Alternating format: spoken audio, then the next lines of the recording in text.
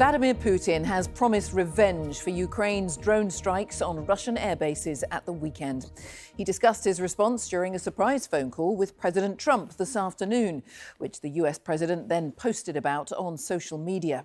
Ukraine says 41 Russian planes were damaged or destroyed in their attacks. One of the air bases was at least 3,000 miles from the Ukrainian border. In a moment, we'll get the latest from Washington, but first from Kyiv, our diplomatic correspondent Paul Adams sent this report. 3 days on and another jaw-dropping look at Sunday's spectacular operation. Plane after Russian plane hunted down by a swarm of Ukrainian drones. Some destroyed, others possibly beyond repair. A glance under the wing, cruise missiles ready for launch. And confirmation that Russia's dwindling fleet of prized early warning and control aircraft were among the targets. Clearly struck, but the extent of the damage not immediately clear. And then the containers used to transport the drones to airfields deep inside Russia, looking for all the world like mobile homes. Retractable roofs visible, Ukraine offering carefully calculated glimpses of its work. And rewarding those who carried it out. President Zelensky handing medals to officers whose identities, for obvious reasons, are not revealed, saying Operation Spider's Web could have been avoided. A ceasefire could have happened before the operation, right? Would the operation have taken place in that case? No, but it doesn't mean we do nothing in the meantime. But the Russian leader seems in no mood to budge, clearly incensed by recent events. They're asking for a ceasefire for 30 or 60 days. They're asking for a summit. But how can we have such meetings in these conditions? What is there to talk about? How can we negotiate with terrorists? Why should we encourage them by giving them a pause in fighting?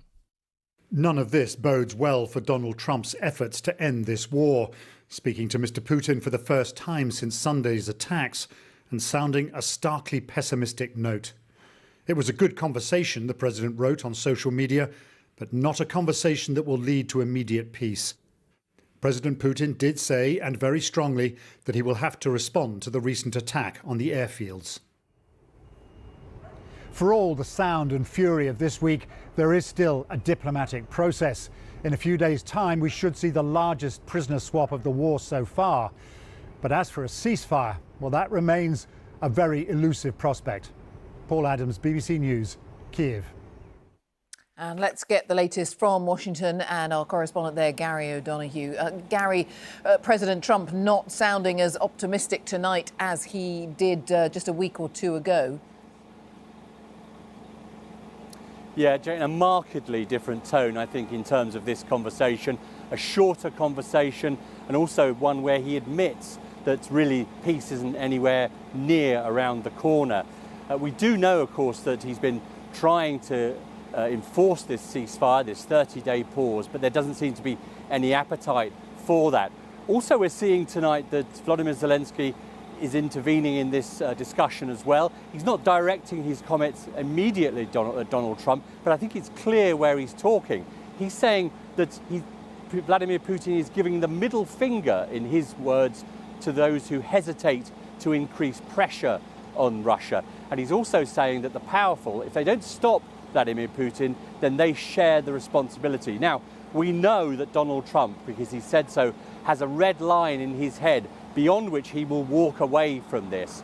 He hasn't said precisely where that is, but I think the sense tonight is that we're getting ever closer to it.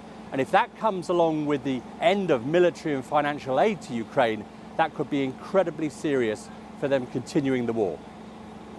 Gary, thank you. Gary O'Donoghue there.